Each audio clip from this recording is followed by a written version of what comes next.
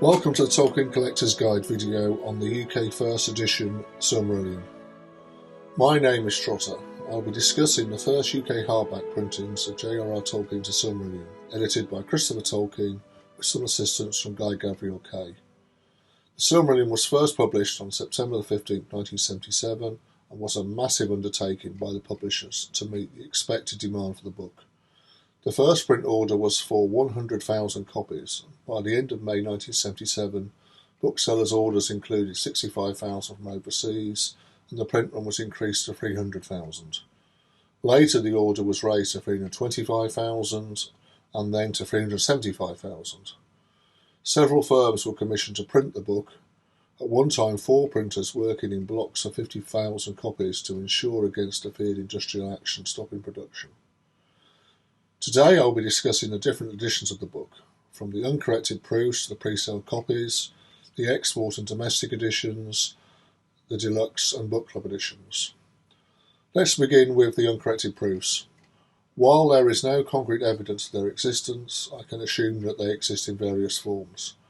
George L. and Unwin did not keep proofs as they considered them of no value, so it is likely that the only proofs are with the editors, or in Christopher's case, his estate. Next is the pre-sale publisher dummy copies. According to a letter seen with one copy, these were distributed to booksellers to solicit pre-publication orders. There were 2 variants seen, one with the pages printed up to page 32 and the other up to page 35. One copy has been reported but not seen in person without any printed pages except for the map facing page 121. However, it is not clear if some pages have been removed from this example. Most copies come in the unpriced export jacket, but one copy of the 32-page variant has been seen in the priced domestic dust wrapper. Moving on to the export edition. This edition is usually described as being a true first edition of the Silmarillion, as they would have had to be printed before the domestic edition in order to be shipped around the world in time for the launch date. This edition was printed by Clowes & Sons and lacks a price on the front flap of the dust wrapper.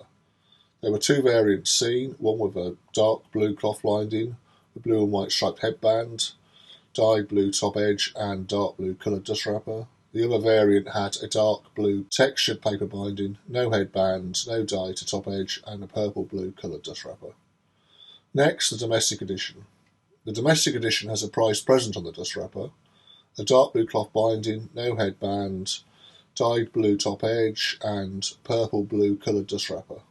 There were 5 impressions, with the first printed by Billings & Sons, the second by Clowes & Sons, the 4th by University Press, and the 5th by Unwin Brothers. The 3rd impression is a mystery, as it was obviously planned for a printer to produce the 3rd impression, but for some unknown reason that contract was never fulfilled and no copies have ever been seen. The article also discusses a super deluxe edition, some copies of which were pulped, the Methuen edition from Canada, and a converted HarperCollins edition, which has the later John Howe cover, cut down to fit the book. Finally, the article mentions the book club associate editions and shows some signed and association copies of Silmarillion. In conclusion, the first UK hardback printings of the Silmarillion have several editions and impressions, from the uncorrected proofs to the pre-sale copies, the export and domestic editions, and the various impressions. These editions and impressions have their unique characteristics that distinguish them from each. Thanks to TolkienBooks.net and J.R.R. Tolkien, a descriptive bibliography by Wayne G. Hammond and assisted by Douglas A. Anderson, both of which were used extensively for this article. A link to the article is in the description of this video. Thank you for watching.